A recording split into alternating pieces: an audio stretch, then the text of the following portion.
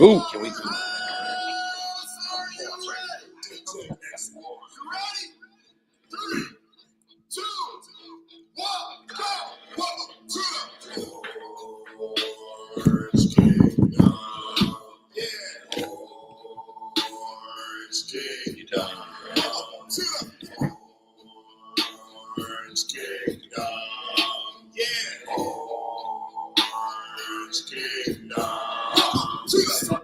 All right, man. Welcome to Primetime Beef Huddle. We welcome all of you beef fans.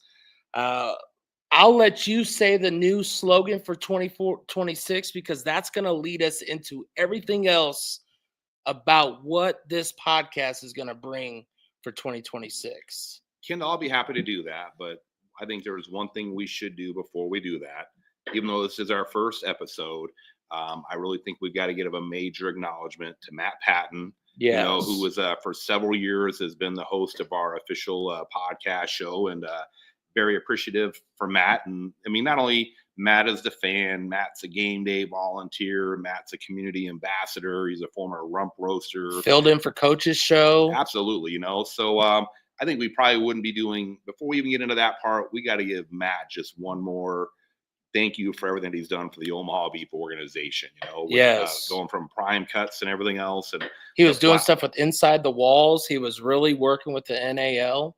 And absolutely, so again, just a big thanks to Matt. I think Matt is literally one example of literally thousands of people that make the Omaha Beef what they are. So, appreciative of his contributions, and, Matt ended up stepping away, and just want to, again, just tell him thanks, not only from us as an organization, but to all the fans, the family members, the players, coaches, and all that stuff. Again, just thanks, Matt, for the work that you've done. So, rolling into that then, our new podcast show is a Primetime Beef Huddle, Kendall, and you are our new host, so thanks again for everything that you've done. We've been saying this for a while, and it's just really our moniker that, hey, the standard is the standard, and the bar has been set, and we're going nowhere backwards. We're going to continue to go forward on what it is that we're doing, and there's absolutely no doubt in my mind, the organization's mind, that you're going to help us get there, and we're excited to launch our inaugural show for not only the 2026 season, but what's going to be our standard going forward for our podcast. Well, and as you can see down there at the bottom of the page, it says the standard is a standard, and the standard is Omaha to compete for and win championships as we go for 2026. We do want to appreciate the sponsor of the first show. It's going to be Total Lawn and Landscape, who is a consistent provider for the Omaha Beef as a sponsor. You could check out them and make sure to give them a call because they are constantly setting the standard with all that Robert and his crew does. Give them a call there, as you can see, 402-557-1254. And we appreciate you, Robert, and all you and your company does for the Omaha Beef with being a sponsor. Absolutely. And on top of that, I mean, again, we have just thousands of incredible fans. Robert made every road trip this year, and how do I want to say it? The games always didn't go our way for a while, I mean, I remember the Colorado game. I mean, Robert was going off on his opinion on stuff, he's passionate, but but hey, at the end of the day, he supports the team, the organization. We pulled out an incredible win with the entire team there, but Robert's an incredible partner of ours, an incredible fan supporter, and like many other people, he got involved first being a fan, then he incorporated his business into that. And so, hey, with our show tonight, hey, thanks again for Robert for being a sponsor of the Omaha Beef and tonight's show as well, too. So. Another thing that we, of course, have is different types and times of the show of how we're going to do things. Always start out with what we'll call as the butcher's block. What does that mean? It's just letting people know where they can find us. Upcoming events, going to be talking about previous game recaps, upcoming games, but just all in one, just given where you can become part of what we do, whether it's a parade that we did back in July, whether it is what we have a big announcement for coming up. And that's the first annual Omaha Beef Fan Fest. Join us, obviously, August 23rd from 3 to 5 at Voodoo Taco. Yeah, actually, and it's it's something that's going to be what I am anticipating and expecting to be an inaugural event for us. It's something that Coach Negron set on up. We have hit triple digits on the people that are interested or have reserved going to the event. And all of our years of doing that, we've never hit that high of a number. So I'm expecting it to be packed.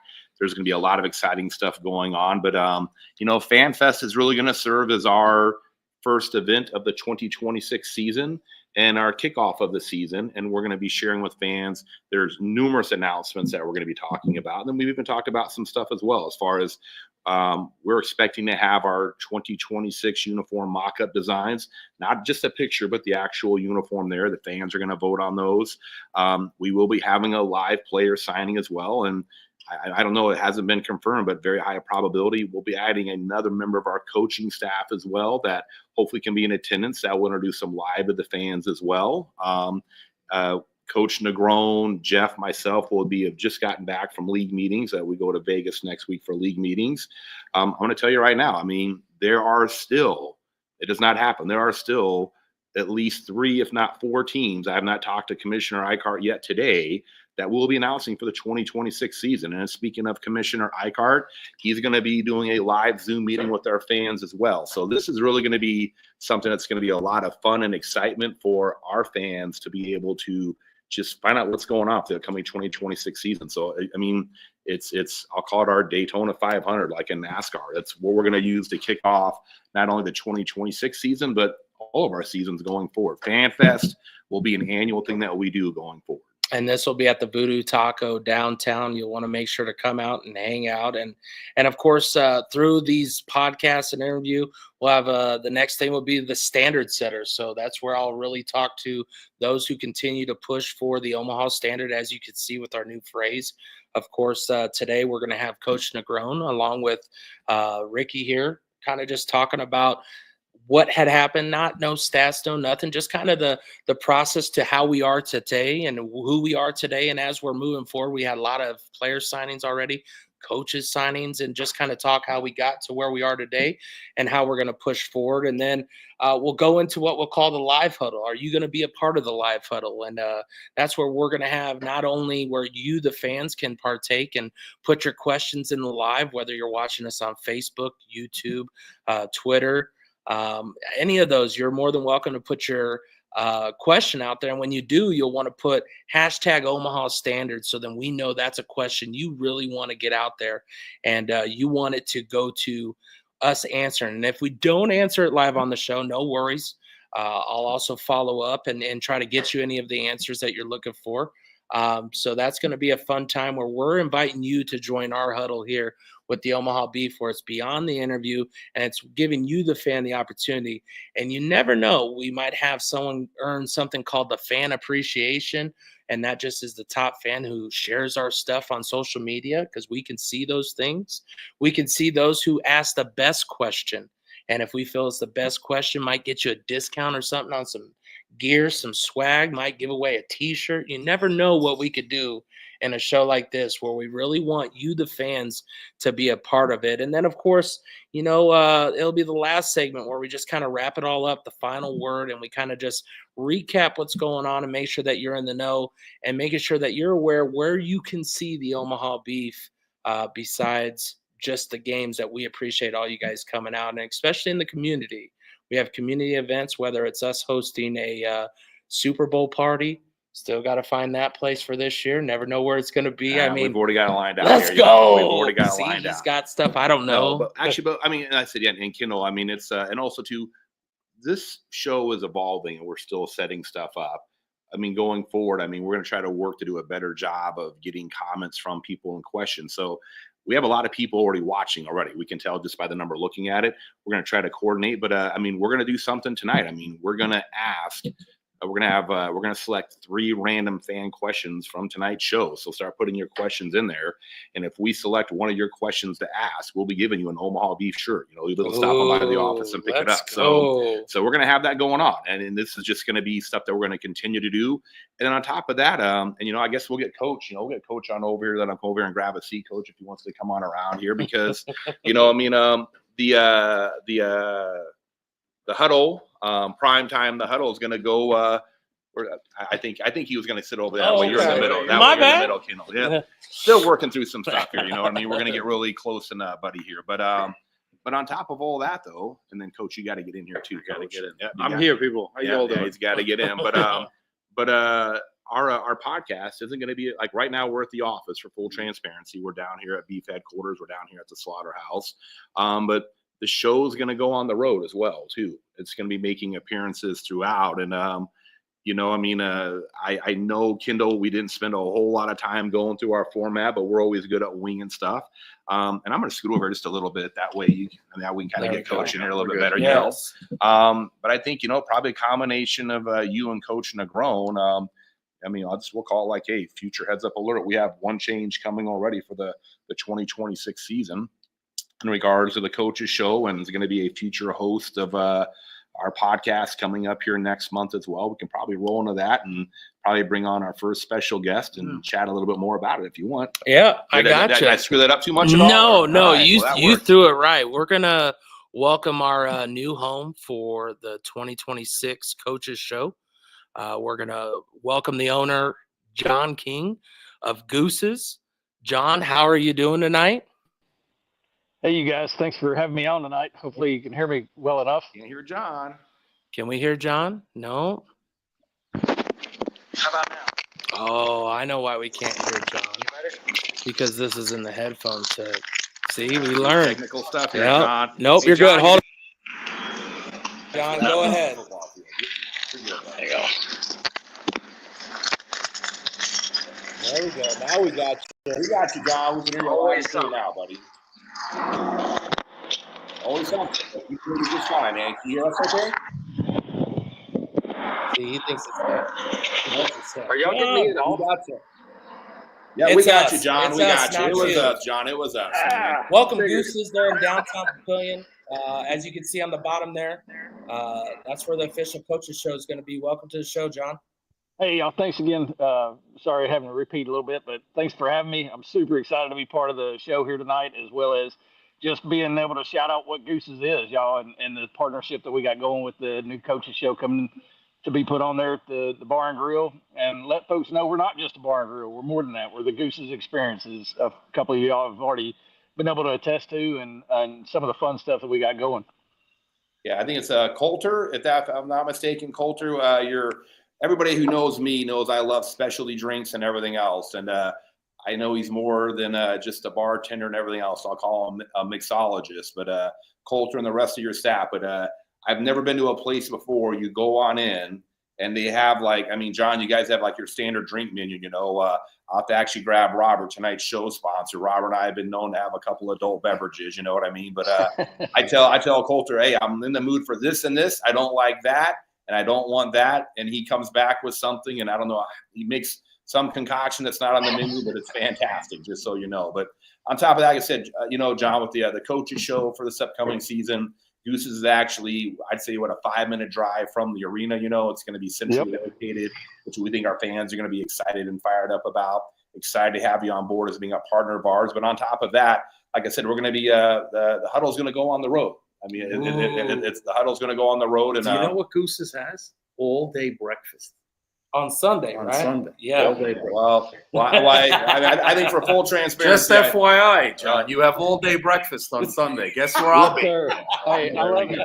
Here's another thing, because I heard Kendall and Ricky talking about it and doing giveaways and stuff.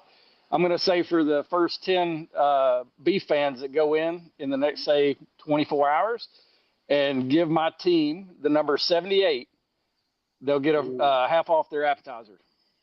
Hold on, John. Hey, John, we're going to go one step further. I'm going to walk around the corner while you do that. 1 second, John. Well, John, why don't you tell them about, of course, you guys are located there. Some people will call it South 84. Some people will call it North Washington Street. Tell about being downtown Papillion, what it's like to be in that area. Oh, dude, it's growing, and so many awesome businesses coming in there along with us. When you talk about the experience, right? And when I say Goose's experience, I mean that in true artisan of Papillion itself, right? Because when you look at what's downtown, you've got Twisted Vine, who's got the different blends of craft alcohol and things like that. You've got Brownies, who's been a staple in the community for 50+ years, that Alex, the new owner, and Taylor, his manager, are coming in and killing it, doing new fun stuff in the back. You've got Sauce by Alfredo, who does amazing food that a lot of people are already tracking and see. You've got Taco Guy, who comes out and does his thing. You've got the Legion. You've got Moran's. You've got the Eagles. I mean, there's so many great experiences there in that downtown Papillion area that is just amazing. And I love the fact that people were all within walking distance. I don't want to forget Graylee's Ice Cream, the Book Nook. You've got the Sump Library there. They're a sponsor of ours, and they're right by you. Nick and them are great partners of ours. Yeah. So, hey, John, question: what time do you guys close tonight? Tonight's Thursday night. We close at 10 o'clock. All right. So we got our show going on here, but on my way home, I'm going to drop off. We have some brand new Omaha Beef stainless tumblers. All right. Nice. I will go ahead and drop those off as well. So not only the people that come on in, I'll drop off 10 of these. I know you dropped that discount promo for them to have. So if you're going to come on in, they're watching this, they want to stop on by tonight, just give me like 8:30 or so, whatever it is. I'll be on by Goose's tonight to drop those off. I'll give you a shout. We'll drop them off. But, yeah, the next 10 people that go on in, and we'll just say they order an alcoholic beverage and they say, go beef. I don't care what it is. We'll give them one of those tumblers for free as well. That's a $35 value. I will be dropping off 10 of those, John, within probably about an hour or so, buddy. You all right? I love it, man. And hey, because you're dropping yours, I'm dropping mine. Let's pair it up. If they say go beef flat out, they'll get the tumbler and a free appetizer. Hey, fantastic, man. Well, I don't know if Coach has eaten yet tonight. I love the guy to death. He doesn't seem to miss a meal. You know what I mean? Well, we're certainly not going to start tonight with that deal. Right. So, well, hey, John. Hey, I know that we kind of gave you some short notice on jumping on the show. But again, I mean, this show, we have a lot of excitement, a lot of energy, a lot of new things that we're going to be doing. And like I said, we're gonna take a prime time on the road, and coming up next month here at a designated date, we'll be announcing it. We're gonna have some exciting stuff for our fans to show up live, be in attendance, get on the air live as well, asking questions directly, not messaging us through here. Which I'll be honest, we got to find a way to get their questions, because I see some. I could see it. I just have to remove the banner. I just go right here. No problem. Well, that's why he's a technology guy. You know what I mean? So, but hey, John, we're excited to have you on board. You know, we've got a lot of things coming, but yes, I mean, the Coaches Show location for the 2026 season will be down there at Goose's Bar and Grill. Appreciate you coming on board, John. All right. Thanks, John. Hey, appreciate it. Thanks, y'all. Have a good night. See you guys. Thank you. Take it easy, brother. Well, I mean, let's go ahead and just go a little detailed, Coach. This is going to be your first thing, of course, as we talk about, and Coach and I, or sorry, your coach. Wow. Ricky and I were talking about the live fan fest. What's some of the things that you feel is very important with something like an event like a fan fest?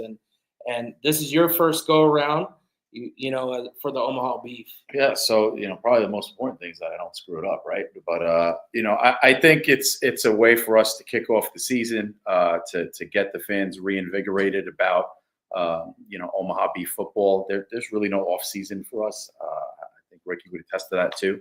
And, you know, look, we've got some unfitness business from 2025 that we want to correct. And I want the fans to get excited about that. I know the team's excited about it. A lot of the player signings, we've already started announcing some of our player signings, but there's more in the pipeline.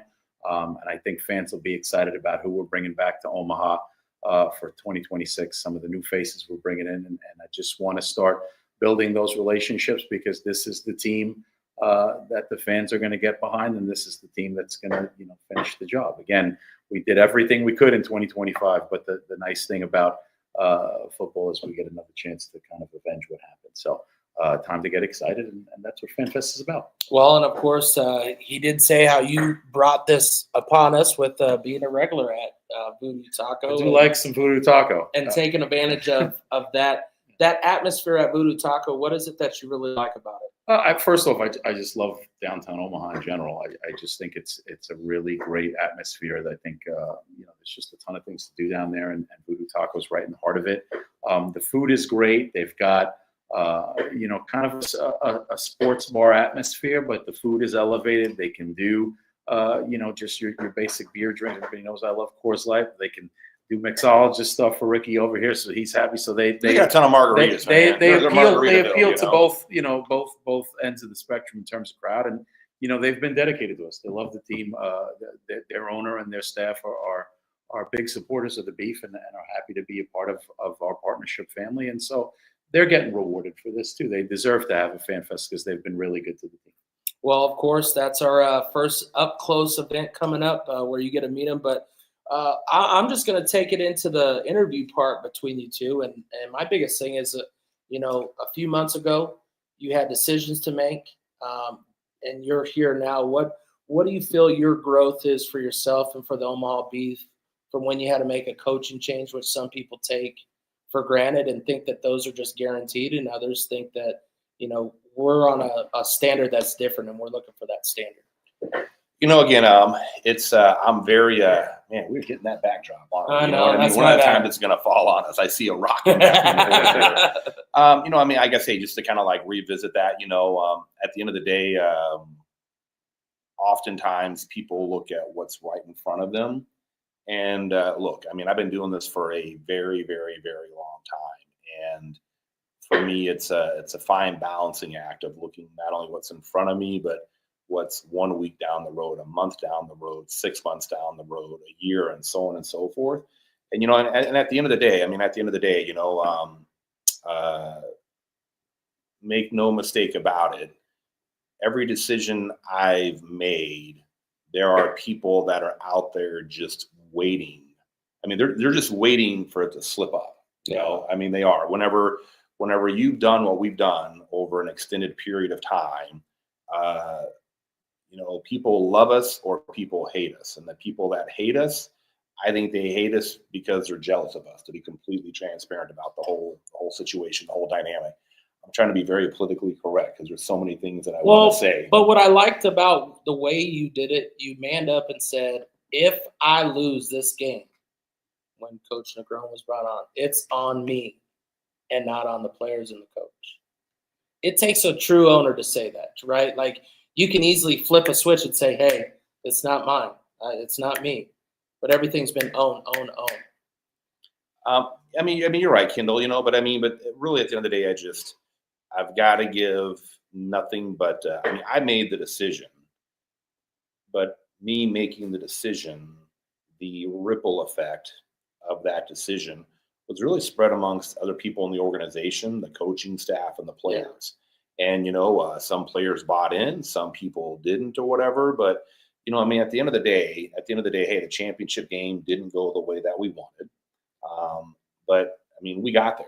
We got to the championship game, and that itself is a major accomplishment. Now, that's not our standard of what we set here, but I can tell you, I made the decision of what I thought was in our best interest, not only for the 2025 season, but what's going to be in our best interest 2026 and beyond. And in many ways, us losing the championship game has reinvigorated me, I guess you could say, has added extra nitrous oxide to the engine, whatever example or analogy you want to use. And look, the NAL for the 2026 season is going to be even more competitive than what it was this year. Again, we're going to league meetings next week, and I have said it. There are 3 to 4 additional teams, and there is a chance it could be even more than that. That will be announced by the first week of September. And I can tell you that the level of competition is going to go up across the board. And despite all of that, who we are as a organization, I will have more confidence going into the 2026 season, knowing that, as we said, our standard is to be not only competing for, but winning championships in Omaha. And I know between Coach Negron, Coach Kane, Coach Loftus, a coach yet to be named, people here in the office, even our players are doing a tremendous job of helping recruit the roster. Omaha we just announced Devin Eric-Conliffe today. Dev is an incredible football player. Excited to have Dev coming back. I think the fans are as well. Omaha has signed more players than the rest of the league combined. We're not sitting around doing nothing or twiddling our thumbs. And, while we could just go out and announce all of them, we got to give, John and Katie, who do a tremendous job for us.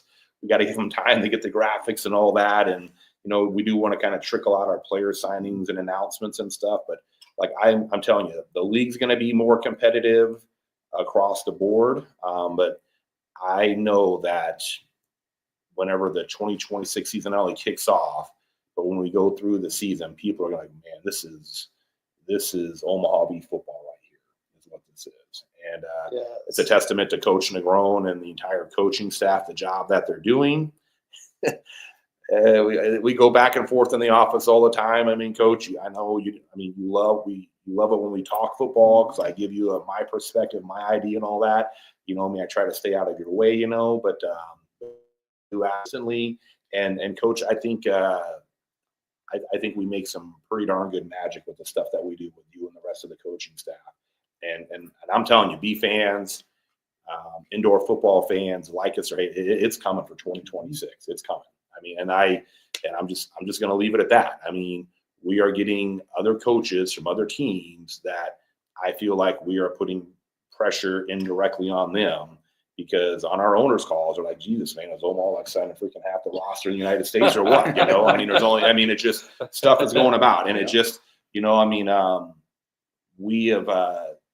we've not let off the gas. We have pushed in the clutch, shifted gears, and we've revved the RPMs back up to 7,000 RPMs in the red, and we'll go for 26. So what I take from that, the number one thing, you let him, the sleeping dragon, sleep for a moment, and now he's back to going.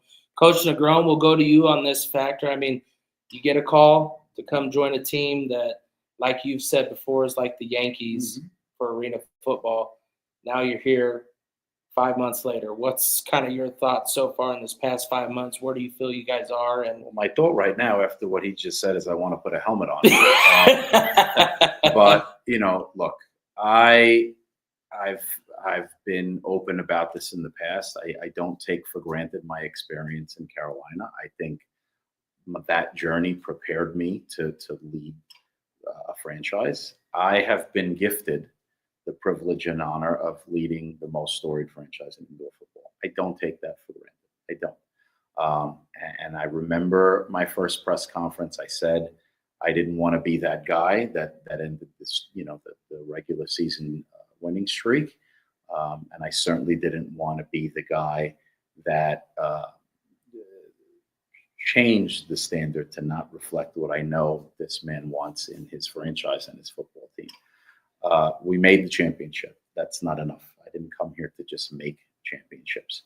I did come here, and I will be, when this is all said and done, the longest tenured coach in Omaha Beef football history. And in order to do that, I have to implement and lead a standard that not only do we compete for championships, which we did, but we win them, right? So, again, I tell people all the time, I'm not going to curse on our podcast, but you're not going to F this up for me. This is the best job in indoor sports, and I just don't take it for granted, right? So, I came here with a mindset of not only was it already great because there was consistency in winning, but I think that the standard can be elevated. And like Ricky said, some people bought in, some people didn't. I think I made some friends along the way. I think I made some, just say not friends along the way. But we're going to win, and we're going to win in a way that not only makes us proud on the field, but makes our partners, our fans, the families that support us, the staff, the coaches, that they can look back and reflect on the way we accomplish the things that we accomplish and say, that's the way to do it. I don't have a problem being the example to the rest of the league, right? I don't think people should be taken off. It's not my fault that we have more players signed than any other team in the league. That's everybody else's fault. I'm working. This is a full-time job. I don't understand the concept of off season. If anything, I should be working harder in the off season so I can kick everybody's ass in season, right? So I don't get that. That's a choice that other teams choose to make. Again, the standard is the standard. We'll show you how to do it. If you choose to follow that, then great. You'll probably do pretty well. If you don't, then we'll thump you in the off season and thump you when we get on the field. And that's what I was employed to do. I want to win consistently every year. I don't want to win sometimes. I want to win all the time. And so, coming here just invigorated that. He provides me a vehicle and a platform where during the football season, all I have to focus on is getting these guys ready to win football games. And that's a testament to the type of owner he is. Now, in the off season, he provides me a platform to where I can go out into the public and into the community and be proud of the franchise that I represent. Who doesn't want to be a part of that? I don't get it. What's been your biggest change, you think, in this offseason compared to others for yourself, and kind of how you guys are getting to put some of your players together that maybe, like you said, no one else is on that train, but something's different here for Omaha for you? A united vision. It's a front office that's all on we all want the same things. We want to win in the community. We want our partners to win. We put a lot of value and emphasis in the word partner. These are not sponsors. I don't think that we would ever give off the perspective that we just want companies to give us checks and that's it. We want the businesses to succeed with us. We want the team to be representative of the partners in the communities that we're proud to call partners, and that's unified in this office, and that's the biggest difference. I went through many seasons, and again, I'm not going to say anything negative about previous employers. People can do their own research, right? But look, there were times where I felt I was on an island, right? And this is a hard business to be on an island, no matter where you are. So, I'm not there. I'm in a place where my boss inspires me every day, right? And hopefully I reciprocate that, and we feed off that energy, and that's why we're building in the direction that we're building. Ricky, of course, he's talked about the players coming on and bringing players on. What's kind of been the owner's side of it, and how do you feel it's different than possibly past years for yourself as an owner? Again, I'm totally grateful for the coaches we've had in the past. I've never had a coach beat me to the office before ever. All right. You're a time guy. You don't play with time. A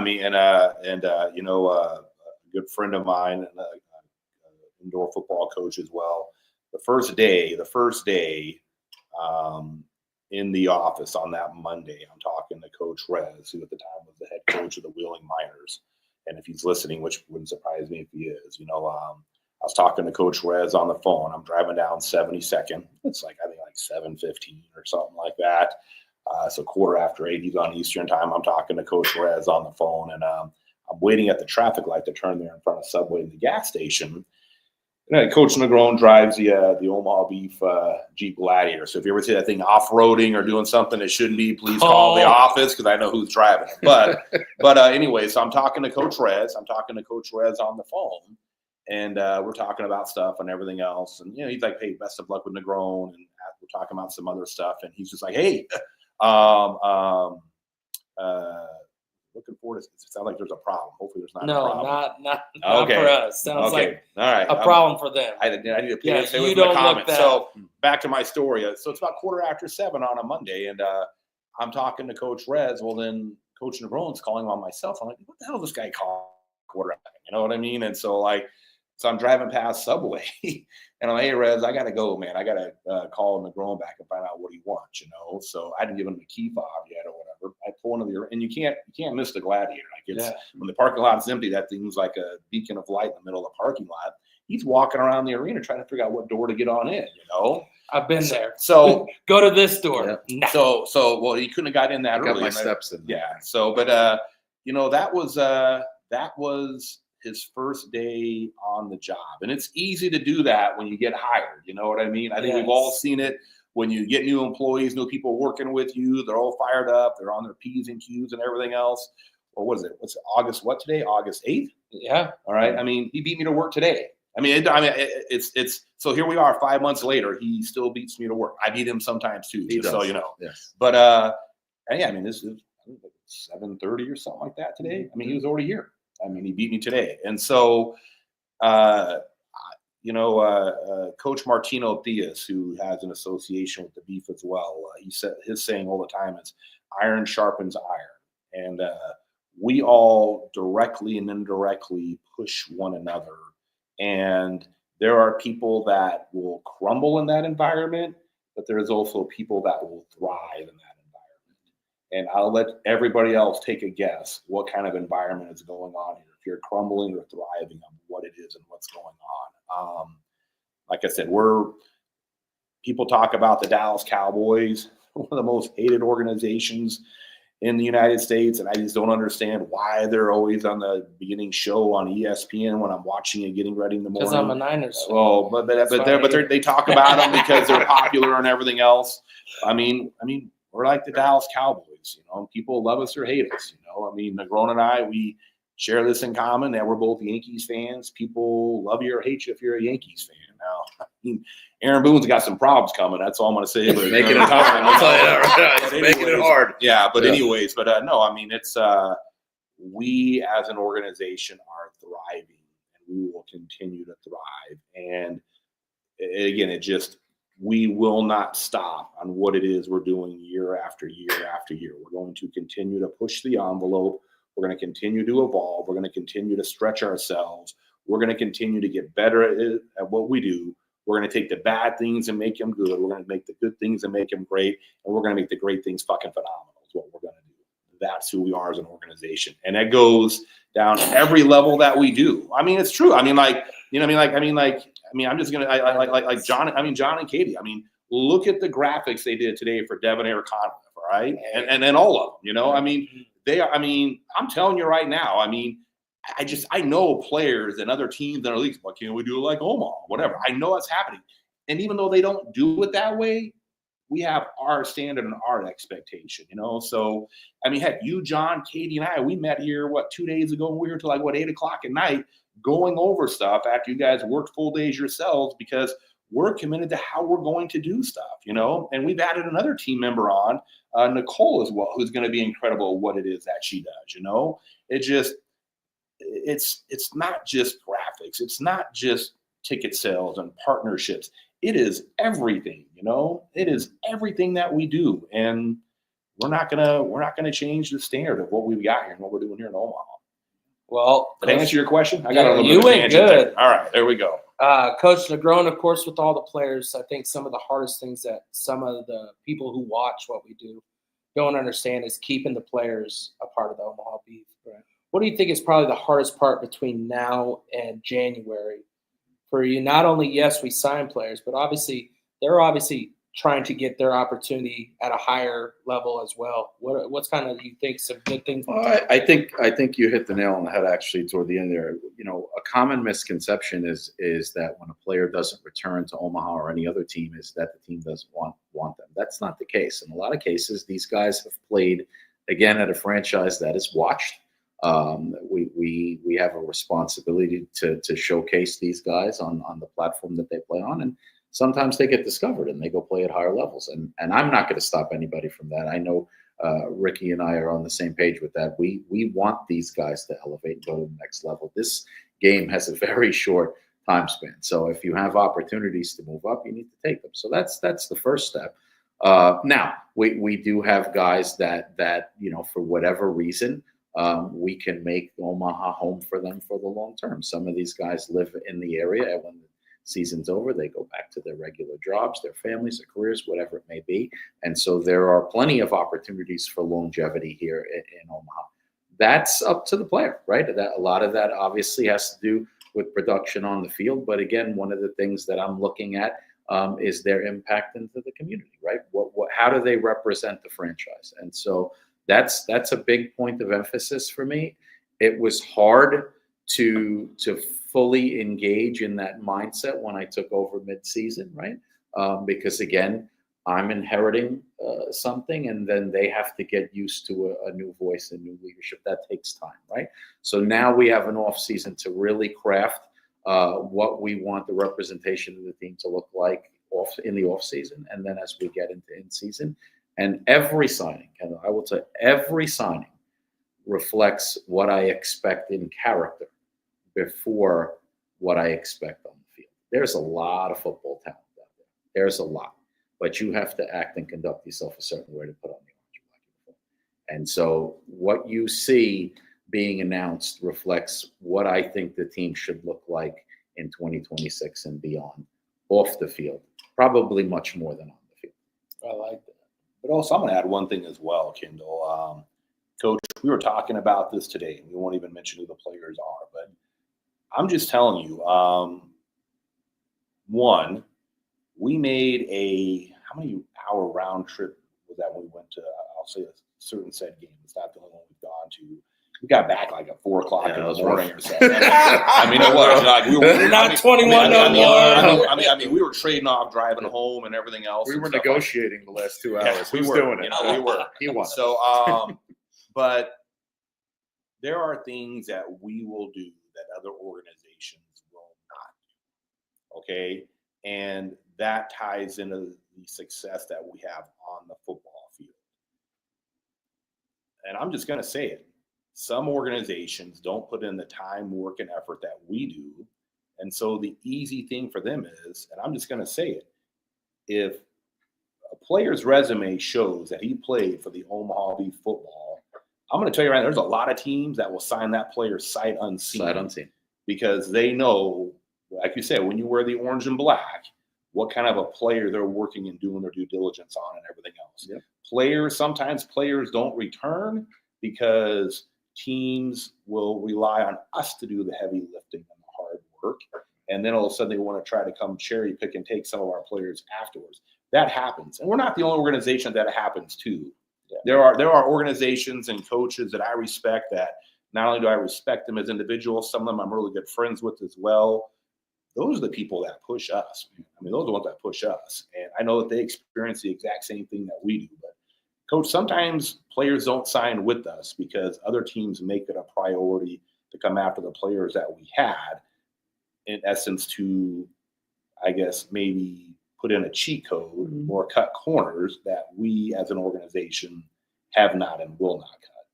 And on top of that, how many times have we signed players that other teams have dropped? They come and they play for us, and we win championships with those guys. And they thrive in those environments. Absolutely. Yeah. So, and I'll just add, look, there's a lot of options for players in the indoor game, right? And again, we are very blessed to have a vehicle where everything is taken care of. I think that's a common misconception. He mentions other organizations, and again, I care about my organization. I'm not really worried about what other people are doing. But when you come here, everything's taken care of. Your intangible benefits almost provide more value than the tangible benefit, which is obviously your game checks. And I think that again, when you've experienced the standard and then you go somewhere else and you experience something that may be less than the standard, it's why we get the players that we get. Well, and what I really liked, and I don't know if you guys seen it, you probably did, but returning player Jordan Barton put out there and kind of gave a little bit of reality of what it's like to be an indoor football player. And of course, you have to provide the best that you can as an owner, whether it's income, free food, or food through our sponsors, whether it's rides. Trainer. Jake does an incredible job. Brian and the staff down at Achieve do an incredible job. We have partners that do stuff from cryo and red light and float vibration tables, Norma. There's so many even possible jobs for some of them. I think some Absolutely, people don't understand, like, real life happens outside of what you see on the everyday game, that you get to see 10 games in a year. But there's so much between the 365 days, whether it's finding places for people to stay, whether it's finding places for them to have a job. It's all of that. And then when you tie in, I've said this for a couple of years now, some of our fans go on the road to other places and they expect what happens here in Omaha to expect what happens there. Right. It's an eye-opening experience for them, and I think they appreciate even more. But we have one of the coolest environments in all of indoor football within the industry, which is a massive home field advantage. So you have all this stuff, and then you put that on top of it and everything else. And that's that's pumping nitrous oxide into the engine, man. And you're going to get flames flying out of the rear. And Don Roy Jr. Oh, you better believe it, buddy. You better believe it. And the comment above that from our man Reggie. Hey, I appreciate your help with what you did yesterday. By the way, yes, the season needs to hurry up and get here, but we need a little bit of time to get stuff. Just a little bit more. Got to get our house in order. I'm not saying we couldn't play a game tomorrow. Oh, and I want to remind everybody though, we got to pull some questions here soon because we got to pull 3 questions here because we're giving away 3 shirts here. So make sure to put those questions in there before we get to them, and also remember, I know Ricky talked about it. If you go down to Goose's, he's going to have 10 of these. Ooh! Man, there's our guy right there. Look at this. Put the comment in there. Yes. Man. There we then go. We have the man, the myth, the legend, Tommy Armstrong. Future Hall of Famer. Hey, Tommy, appreciate you, man. Hey, thanks for coming on back. Yeah, salute to the slaughterhouse. Thank you, Tommy. God, I just getting goosebumps. Here's the weird part is I did a podcast on what I also do outside of here, and it was a former player that he coached out at Lincoln North Star, where he was a coach for a little short time. Terrell Chapman, who's actually going to Iowa State. And we brought up how Tommy, helped the young man to learn beyond the game, beyond the plays and the mental side of the game. And I think, if there was one person that you had lead the mental side of your team was Tommy. I don't know how. And I'll just add to this. And, you got to tell the Tommy story real quick. All right. You got to tell Tommy, you're going to love this real quick, just so you know. So Tommy knows the story because I told him. I'm going to preface the story with, I've had the pleasure of being around a lot of players in my short indoor career. He's one of the most consummate professionals and just appreciators of the game that I've ever met. I told him numerous times he made more of an impact on me in a couple of short weeks than I think I could ever make on him. So I'm proud of him. He's starting a new life down in Texas, got home and. But he came in here and did what he's always done, which is represent the organization very proudly. Now, with that said, I'm going to tell the story about him that really pisses me off. So I'm glad he's listening. The pissed off one than the good one. Yeah, right? They're both good, right? I mean, we're going to combine them, right? So June 8th, 2024. At 8:14 p.m. Central Standard Time. I know to the minute. I know to the minute. We can, I'm coaching Carolina. We're here as a visitor. We have to win to get into the championship, which should have just meant that we'd be, staying in Omaha because the champion had already been decided that Omaha would have home field advantage for that year. 12 seconds left in the first half. We score. I'm pumped. We're fired up on the bench. I know you're telling your story, but we know. I wish we had a Tommy on some kind of Zoom camera. He is laughing right now. He's laughing right now. He's laughing right now. So I'm pumped. I've got a fantastic halftime speech planned. I mean, it's just glorious. And I'm like, we got these guys. I'm thinking in my head, we're going to do this. We're going to win in the slaughterhouse. We are going to we're going to be in the championship. I mean, I was ready. I was, and I'll be honest, I give really good locker room speech. So this one was going to be good. Again, 12 seconds left. Right, so we kick off. They get the ball. I think they got it somewhere between their own 10 and 15-yard line. And they run a play, second down. He's 30 yards out from the end zone. He throws a pass to Karel Kolmoose that I don't even think it's physically possible for most quarterbacks in this game to throw the pass. The ball hit Karel's pad so hard. Which Karel catches with his pad. He catches with his pad. Well, he had no choice to catch this one because Tommy imprinted the ball in the shoulder pads. And it was in this small, maybe 3-foot corner of the end zone where only Karel could catch it. So I'm telling this story. Yes, you keep getting off the screen. Yeah, I'm telling this story in the first meeting where Tommy and we're all sitting down. And he just looks at me with a straight face. And he says to me, well, Coach, what did you think was going to happen? I go, what do you mean? He goes, well, you left 12 seconds on the clock.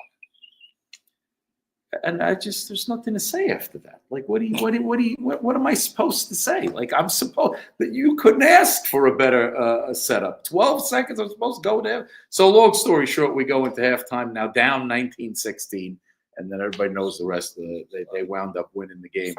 I think it was 54-31. There we go. But yeah, so that was the not so good. But I'll also say, to respect to the game, and I think this is what Ricky's referring to is, one thing about Tommy is, again, consummate professional, always a student of the game. This is a guy that, lost one game in his entire career as an Omaha Beef quarterback. First team meeting that he's part of under my leadership as coach, he comes with a notebook and a pen ready to learn like it was his first time in a football meeting. And that just speaks volumes to the type of player, to the type of person he is. Guys wanting to aspire for success in this game or in football in general, because I'm not going to limit Tommy's success by any means to just the indoor game. He'd be a good person to follow. Man, that story hits hard. And I always tell people don't understand. We're at the after party of the game where he did that to you. Good for you. Yeah. And and what happens is, what do you think he's doing while we're at this after party? It's right across the way at our great sponsor, Winchester. So I'm DJing. He's there. What do you think he's doing? I'm hoping he's eating, but knowing Tommy's probably looking at YouTube clips and film and things like that. On the Exactly. Amen. Yeah, looking at film, yeah. drinking a Shirley Temple non-alcohol on the bench, just sitting there watching. Listen, I smartened up. I did my Kevin Durant, and I signed with Golden State. I know what I'm doing. Well, we got one question of the three, okay, and this one comes from our fan Nick Carver. He says, "Coach, are you disappointed that we didn't get Beaumont in the slaughterhouse, and what was your thoughts on it?" Yeah, I'm disappointed. I think everybody wants the opportunity to avenge losses, and I will say this time and time again, there is no greater home field advantage than playing in the slaughterhouse. I would have loved to have an opportunity to play them here. Congratulations to them. They won a championship. As an organization, they're making other choices to move on. That's all fine and good. It's going to sting for a long time. Look, if you're in the game of football, your losses have much more long-term effects on your psyche than wins. You forget the wins a lot faster than you forget the losses. I'm not going to forget that loss. I just know how I'm built. It's probably going to be forever. So yes, I would have loved to play them in the slaughterhouse. That opportunity didn't come, but I have a feeling me and Coach Mayfield will see each other at some point again, and when we do, I have a lot of get back. So the second, go ahead, boss.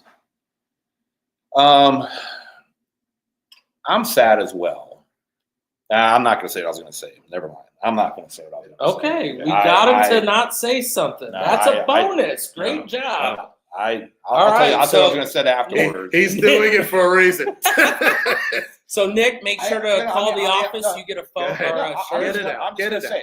I'm sad because,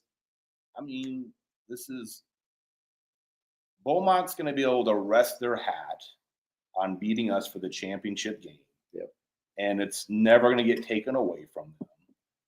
Because that organization is going to be gone within 2 years. We're never going to get a chance to play them again. When they make their announcement going AF1 and everything else next week, because that's what they're going to do. And it's sad because we'd love to play them. It's not like we have a rivalry with Sioux City and everything else. Can we, I don't know the rules, regulations. Can we invite them to be our preseason game? It ain't gonna happen, dude. They're gonna be playing another league and everything else. Hey, it's happening. Let's go. First game of the season. Let's go. Square up. Next question. Next question. That way we can get you hopefully unhappy. All right. Coach. Yes. And I'll ask you first, and then Ricky, you could go off of it. This is from Kyle Roy. We appreciate you. What's up, Kyle? It's Kyle Ray. Ray, sorry. Kyle's my my eyes man. are very No. low. Well, Sorry here we go. about I'll give you that. those right there. Hey, You see Kyle, those I can see you readers? just fine. You know what Yeah. I mean? So Coach, I got you, Kyle. Would you ever consider a 2-quarterback system so defenses can't really prepare easily for the offensive attack? So that's a great question, Kyle. First of all, thank you for that. So we had 2 quarterbacks toward the end of the season. Obviously, you know, it's quite the path to navigate, especially when you have 2 MVPs. I'll say, Kyle, that from my perspective, there's an old saying: when you have 2 quarterbacks, you don't have one. So I believe that the quarterback is the top spot. It's a leadership position. When I bring quarterbacks in, I bring them in here with the intention of leading the franchise. In a lot of cases, especially in the indoor game, they're a coach on the field. You know, my expectations of their study time, their preparation, how they carry themselves, it's all elevated. So it's not a position that many people can do. You know, it's not something that everybody. You know, you say you want to be something until you have to take on the responsibility associated with the job. Yeah. So it's tough to run a 2-quarterback system.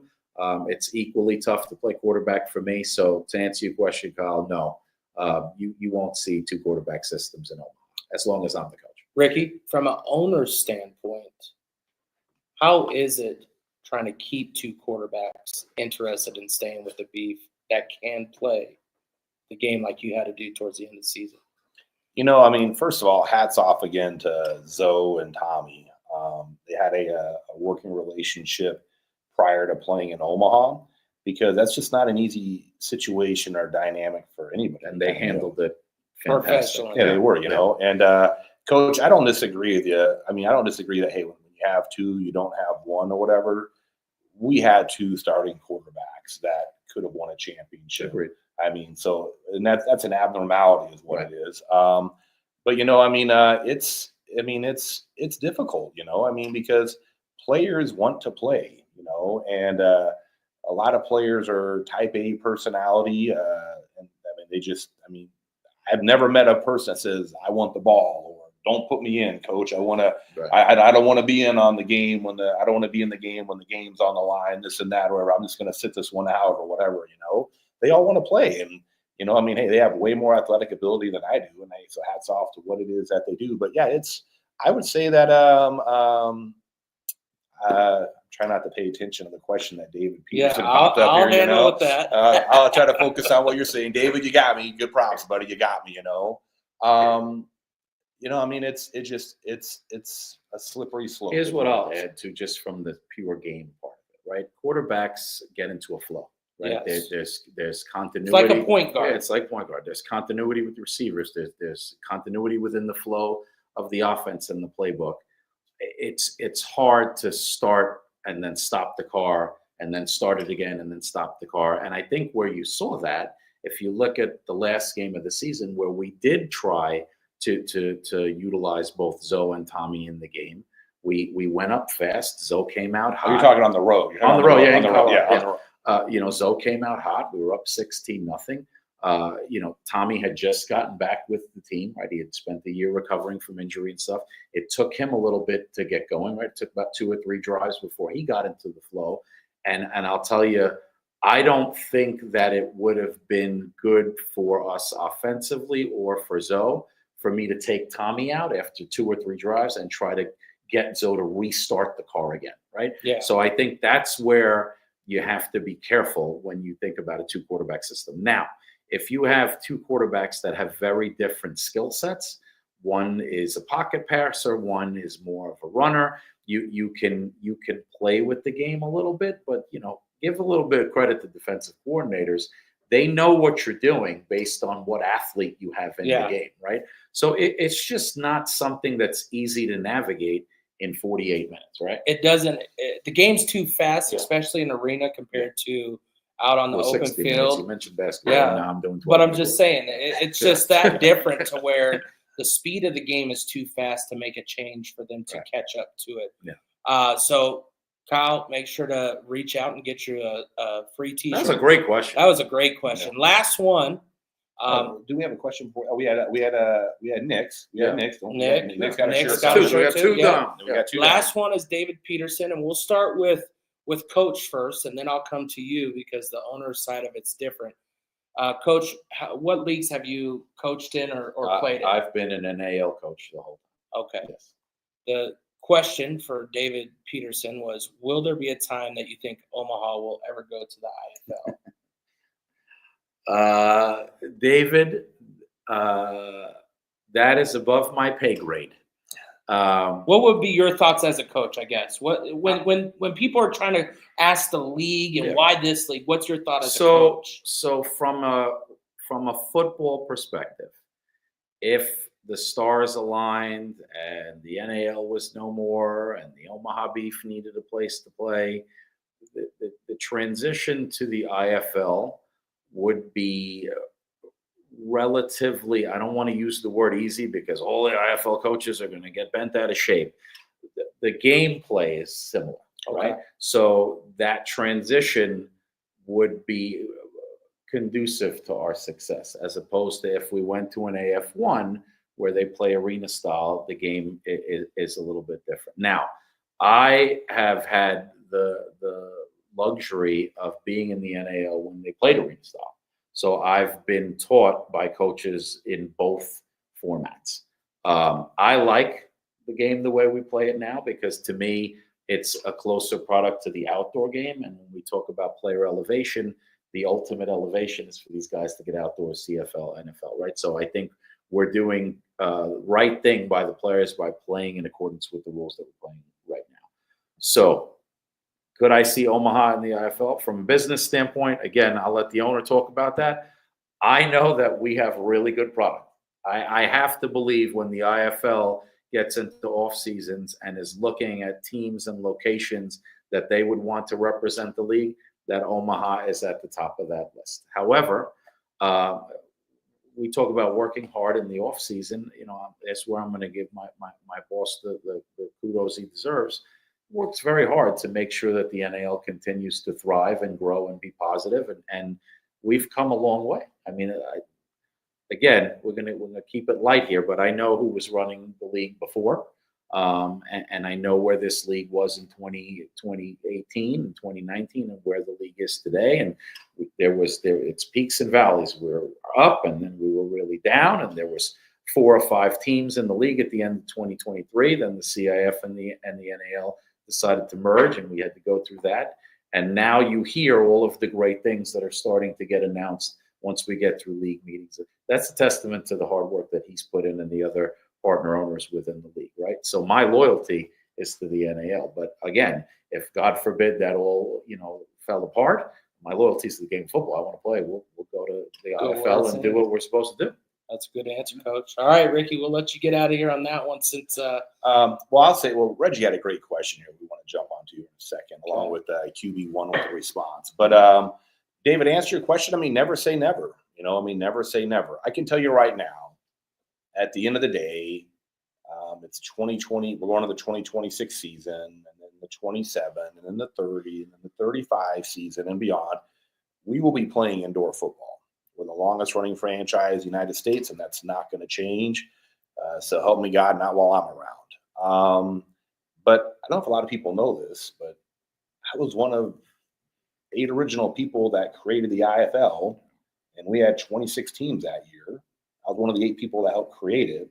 And ironically enough, just like this year and last year and many years before that, go look at it, you can Google it or whatever, I won the Executive of the Year award the first year of the existence of the IFL. So I have a ton of respect for that league. They do a lot of things the way that they should be. And, as a organization and even as a league, there's a lot of things that we try to model ourselves after what they do.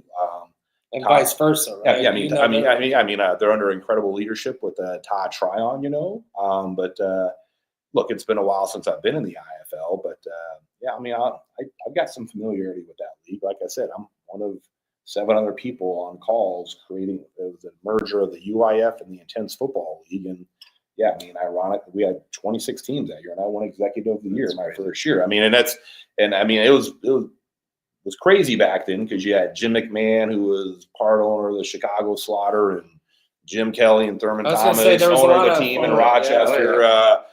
Mike Parnell, who not a lot of people know Mike Parnell, but he owned a company called Oakley that you might have heard of. He owned the team in Billings, so I was around a plethora of very smart business people, which is really where I picked a lot of stuff up that I do. But yeah, my first year out of the gate, won Executive of the Year. So never say never. If we ever to leave the NAL, I'll say this: if we were ever to leave the NAL, which we have a lot of great things that we're doing. Commissioner Icard, the board of directors. Look, I mean, there's been some peaks and valleys, but I am telling you, we're on a peak. Well, we're moving up. We're going up just a peak. We're on an upward trend, and we're about to shock a lot of people on stuff that's coming out here. And I'd say within the next 3 weeks. I mean, there will be additional teams announced here very, very soon. We have our league meetings next week. We'll probably have to be secretive on the pictures that we take because we let one slip last year with our team in Louisiana, and fans were smart enough to see that helmet on the table. That's all they need. Yeah, we ain't doing that again. I mean, we got some smart fans out there, but the NL's doing a lot of stuff. Picture up in a heartbeat. I mean, but if we were to ever leave or look at doing something different, I mean, that'd have to be one of, if not the first leagues that we'd look at, David. So again, great question. And those three, make sure to reach out to the Beef office, and they'll get you your shirts. That's Nick, Kyle, and David. Yep. And dude, what the heck, man? You didn't even. I mean, we had a lot of ladies asking questions in here. You're like, come on, no. I mean, the ladies gave mad respect. They're ready to go. Of course, they're ready for the season to start. Come on. We have Rose. Rose says, look forward to the new season. Come on. I don't know. There's people, I'm trying to get used to this system. And I appreciate all those who are tuning in and allowing us to share this new primetime Beef Huddle and being a part of the Huddle. And we'll go with this last one here from a player. Reggie says, how will you help the new quarterback fill the shoes he has to fill and not feel like he is to be the exact same somebody give me a tennis as the last QB? What are you going to do? Somebody kick off a tennis shoe. That shoe is going to be like that big and then some to fill. What kind of shoe are we trying to fill here? QB1, QB10, whatever you want to call it. His shoes are way bigger than that. You're talking, I will answer this question as best as I can. I would just say that for anybody coming in here they're clean. They're clean. You're seeing it all. Yeah, look, you're live. This is why we're live, baby, in the Huddle. They're clean. It's not scripted, that's for sure. Look, Lorenzo Brown has an incredible resume as a quarterback. Tommy Armstrong has an incredible resume as a quarterback. Both Hall of Famers. There's no filling issues. So you might as well just forget it, right? Don't come in with that mindset. You want to make your impact in Omaha in 2026. Be who you are. Lead the franchise. Help us win a championship. You're not going to fill the shoes, but if you win a championship, you're going to be on the same billboard or placard or whatever it may be that has the other years that those quarterbacks won championships. And I think that's going to be what an incoming quarterback is. Well, hold on. You know who might be able to answer that question even better than you? Who? I don't know, man. I don't know. Let's go! I'll be making special appearance, man. I don't want you to relive that 12 seconds. So we're not talking about that anymore. I already brought it up. It's it. Move on. But hold on. This is one of the first times, when it's game day stuff, Tommy's wearing beef gear, but this is probably one of the first times I didn't see you wearing that damn Saints hoodie, man, just so you know, all right? I know it's too hot out here in Texas to be wearing hoodies. No. What'd you say, Tommy? I couldn't hear you, buddy. What's that? I said it's too hot to be wearing hoodies in Texas. All right. Hey, you got me there, buddy. You got me there. Good seeing you, Tommy. Good seeing you, my man. Yeah, man. Just trying to take a day at a time up here. Or down here, I would say. You got anything you want to contribute to Reggie's question and what Coach Negron said? Just about the quarterback situation. I would say, man, it's just more of Whoever comes in has been a quarterback for Omaha. You got to understand it's just like playing in Nebraska. Everything's in a fishbowl. Everybody's looking at you to do the right thing. You got to take the proper steps of just being the guy, not getting too high, not getting too low on just that pedestal that you're put on. And kind of like what Coach Negron said, you always have to be a student of the game, no matter how old you are. For me, I feel like taking notes no matter where I am. I was taught that at an early age, as far as meetings, as far as playing football, as far as anything in life when it comes to working for an organization, you have to be able to take notes, jot things down, important things. And that's how you become a leader and a student of the game. So anybody that comes in and being a quarterback there, be able to learn, but also be coachable at the same time and understand you have to get better each and every week. Unfortunately for me, I only had 3 weeks, but I enjoyed those last 3 weeks. Definitely with my coaches, my players. You, Ricky, of course. You know, I don't like playing you in spades no more, but other than that, everything else is good. Man, you said 3 weeks. It seemed like you were full drive the whole time, especially Yeah. that last home game, man. You could never recreate anything of the memories that you left when you left the slaughterhouse one last time. So we Yeah, I got appreciate you, and you still live on, not just here in this stadium, but of course across the state with all the athletes that you continue to work with and given that opportunity to go to the next level. So I hope you really see your loins just continue to grow, especially as your family is growing. Yeah, I And appreciate be that. I ready got a to see chance. those kiddos, you know? I really got a chance to play first time in front of my nephew. You guys got familiar with Junior. My teammates did, and he enjoyed every minute of it. I got a chance to play football in front of him. So, you know, him being 13 years old, I've been playing football for over 20 years, and I got a chance to actually perform in front of him. He's always used to watching on YouTube or on ESPN or whatever we played on. But that was a special moment for me. I appreciate you guys for allowing me to experience that with him, being able to go out there on the field with us, become one of the ball boys, water boys. It was just a blessing for him. He started football this actual year, so he got a passion for playing football after he ended up being a part of the family, I would say. It didn't end the way we wanted it to, but for me, being able to have a home game in front of him, in front of the fans and things like that, and exit, you know, Nebraska on the right path, I think that was a blessing not only for me but for you guys as well.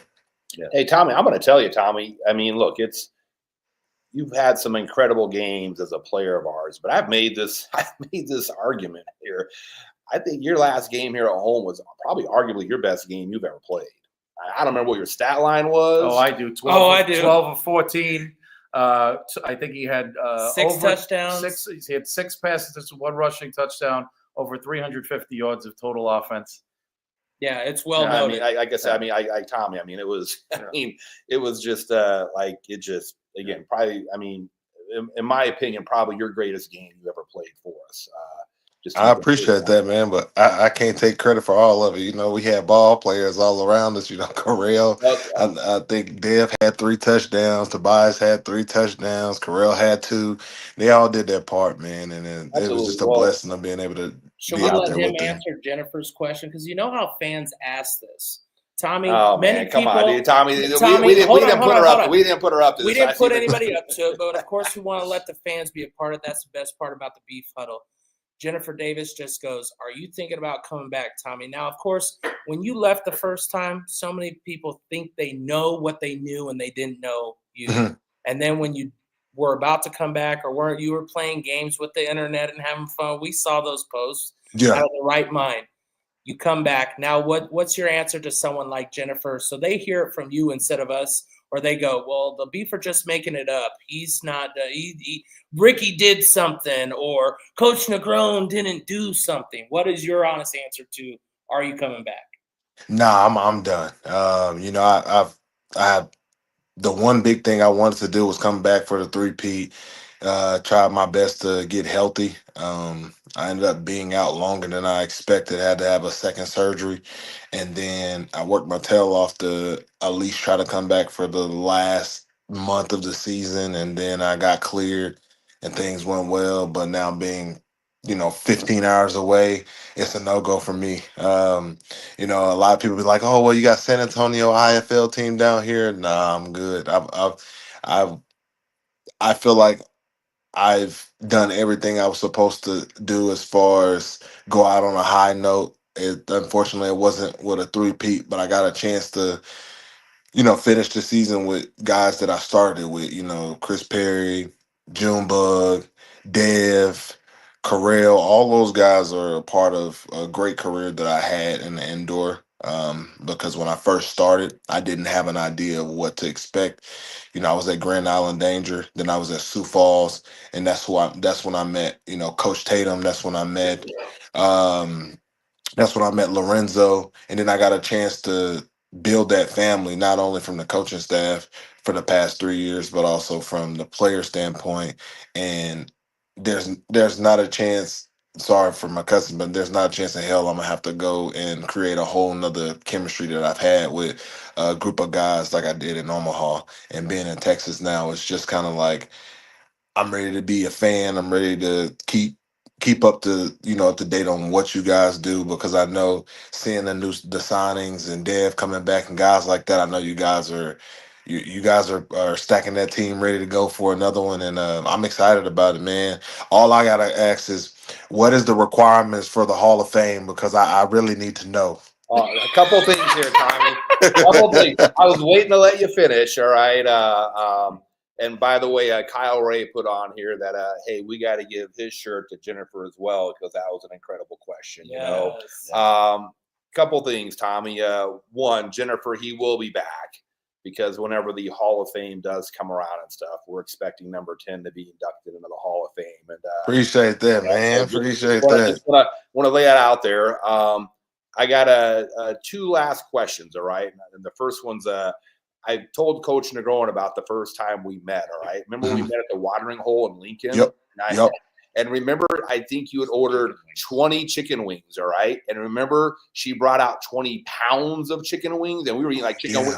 Remember, I remember your eyes were like, because they had that big. He's laughing. The girl didn't believe the story. Like, we're like next to us. She table brought out like 130 wings, and I'm like, it's only 3 of us. Yeah, well, yeah. But sitting next to us was that group of like 20 people, and she had that they had like 2 people at the big trays. Yeah, us for them, and then she sets it down. She started stacking it on here, and like Tommy, you looked up at her like, are you kidding me here? It was we had, it was like what, 300 and some odd bucks is what the tab was for. Yeah. Remember that, dude? You felt so bad. You felt bad. That's the honestly got a true story, isn't it? I've told that story. We were eating wings for like weeks, and Tommy went home with like 15 pounds of wings himself. Yeah. But hey, the last thing though, Tommy, and probably the big one, is I actually saw a post today. We seen we lost you there, Tommy. You coming back in? Oh man, did he get? Because this was going to be a really important question for him here. Oh shoot! Do we gotta let him out back in, or send him another? Tell him to come back in. He should have it. Go on ahead and let's see. Well, because I get this last question will be an important one. So, while he's getting Tommy back, first I want to say thank you for all those who tuned in to the Primetime Beef Huddle. This was awesome. My bad. I got a phone call. I got to put my stuff. I got it. No problem. Hey, it's San Antonio calling, asking if you want to play. I'm just kidding. Man. All right. No. The last thing, and I saw Derek Curtis do a post today, but you want to talk a little bit about what you're doing down there, what's going on? Hey, what's Tommy Armstrong doing down there now with the stuff with your academy and your camps and stuff? Let's just talk about that a little bit, buddy. Yeah, man. It's honestly been hitting the ground running. Biggest thing for me is I love working with quarterbacks. I used to be an offensive coordinator, you guys know, for North Star. Kid that was just talking about how he was talking with Tyrell, which is one of my guys that played quarterback but also played DB. He's doing really good things for himself. Iowa State commit. But I think the one thing that I'm doing now is I just want to focus on quarterbacks, because I feel like I can build a relationship with guys and teach them the right ways of being a quarterback, not just for their team, but I'm preparing them for life. not just preparing them for the moment, but life after football, being able to take what they learn and apply it to just not football, but work and how they do everything they do in just the regular world. And a lot of these kids nowadays don't get that taught to them. I've just partnered with a physical therapist place down here in the Braunfels. I've also just built my new website, and there's a lot of great things going on. Working with a couple colleges out here, UIW and Incarnate Word is one of the top teams in the FCS. I got 2 quarterbacks that I work with out there. TLU, some quarterbacks from UTSA just in the San Antonio area. But I'm doing some good things. I'm enjoying it. I'm excited about just the next step. So I went from working with high school guys in Lincoln and a couple guys that was at the university to being in Texas, partnering up with physical therapist places, but also working with a boatload of high school quarterbacks and college quarterbacks out here. So, like I said before, I went from being a coach to actually just being a QB coach and actually instilling what I believe what makes a great quarterback instead of just the broader range of worrying about 10 other guys. Of being an offensive coordinator, you have to worry about the O-line, the tight ends, the receivers, the running backs, the quarterbacks. But I want to focus more on just helping the next generation of quarterbacks take the right steps to not just being good but being great and having great habits, and not only for football but for life in general. Well, Tommy, you need to do me a favor whenever you got a chance. You can post it in the comments here, but send it to me sometime as well. Your website, the stuff that you're doing, we'd love to post it on the Beef website, our social outlets to kind of promote you. You've done so much for us. Ultimately, Tommy, you're giving back to the game that has given you so much. And whenever people look at you, and people, let me back up. When people ask me about you, they always see the player that you were from an athletic standpoint. And I tell them, Tommy, and I've said this over and over again, I told this to Negron several times, but I've said it probably a couple thousand times, that as great of a player as you are, Tommy, you're an even better human being, Tommy. Amen. I mean, they don't make them like you anymore. So I think that, teaching these players some of those very skills that you've talked about, in my mind, that's what'll always separate you from the players that I've had in the past. Not the wins and the championships. Those are great. Those are easy things to point to, but who you were as a person, Tommy. Like I tell people all the time, like after the game, and we've talked about this some, that line for people to see you was, it was still out there. Like they're turning off the lights in the arena and you're still out there talking to pictures. You're taking pictures, talking to people. You're giving back to the game in so many ways on so many levels. And it's not just one thing that you do, but Tommy, it is literally the hundreds, if not thousands of things that you do about how you give back. And again, like I said, they don't make them like you anymore. They don't, Tommy. So I'm excited that I hope that as much as you are educating these players of what to do on the football field, I really hope that they're embracing the stuff that you teach them, the intangibles off of the football field, because that's what we need more of from this game and as a society as well. So, hey, when you get a chance, post the stuff in here, but send it to us and I'll post it myself on our website. Maybe that helps you down there and stuff. You've done so much for us and really, really appreciate everything you have done and here to support you in the future, buddy. I want to show y'all something before. Uh-oh. Let me see if I can flip my camera. Matter of fact, I'll just turn it around. It's always going to be up here on the wall. There we go, baby. It made the wall. He's got his Beef jerseys hanging on the wall here. Yep, it's going to be on the wall. John and Katie came on in. They're sitting over here to the side and stuff like that. And we'll have John stick his head in here. Go ahead, stick your head in there, John. Stick your head in there. Yo. Part of the family. Go ahead. There you go. There's John right there. Hey, we got our picture. I know it was sad afterwards, but we got our picture. Hey, Tommy, I want to tell you something. First off, to piggyback on what Ricky said, I don't have time to tell a ton of stories, but after your last home game here, if you remember, I was trying to round up everybody to get back into the locker room so I could give the post-game talk and tell everybody about, the schedule and things like that. And he's right. You had tons and tons of people that wanted to meet with you, shake your head, take pictures with you. You would not leave the field until every single person that wanted to just spend a moment with you got the opportunity. And it just, again, it's the little things like that, it's much more than football. And I'm emotional, so I'm not going to do it on here, but the short time that I spent with you, you made me a better coach. Yes, sir. And as someone who coaches, because you've been an OC and you're coaching, I think you know what the impact of a player can be on a coach. And my only regret in any of this is I didn't get to coach you longer. Yes, sir. But it was some of the most exciting 3 weeks of my coaching career, and I'll never truly be able to repay you for that. Yes, sir. I appreciate that. And then to kind of piggyback off what you just said about the last home game, I had to pay my respects to all my fans because I knew that was going to be my last time ever being on that field. And As a player. as a player. But it was a beautiful thing just being able to be out there, like I said before. And I've been a kid that has went to things like that, and I've got to get an autograph, and I've been a kid that at the last second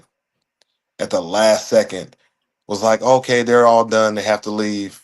And I was that one guy that was just like, wow, I was like 3 people away from getting an autograph. So I've been on both sides of it before, and I never want a kid or their parent to be like, wow, we was right there.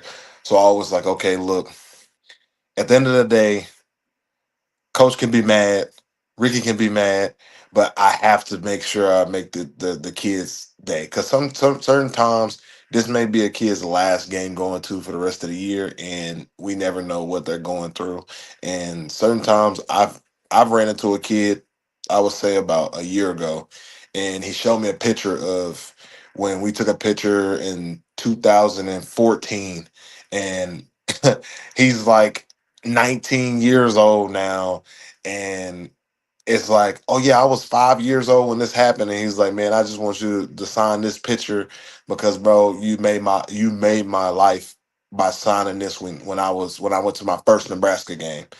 That's the impact that lasted for a kid that happened 12 years ago that I never knew anything about until I met him again, and he came to a beef game and said, bro, 2014, you signed this, and now 12 years later, you're signing this again, bro. I appreciate everything that you've done. So that's how I view everything when it comes to signing autographs, to staying after just a little bit, maybe 5 minutes later. It could be a huge impact on the kid's life that may be, like I said before, make things positive for him.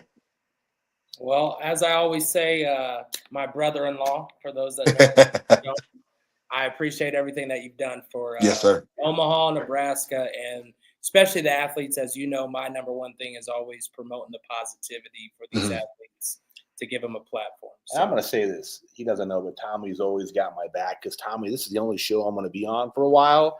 Good luck to him topping this one, as they like to say, with the mic drop. You know what I mean?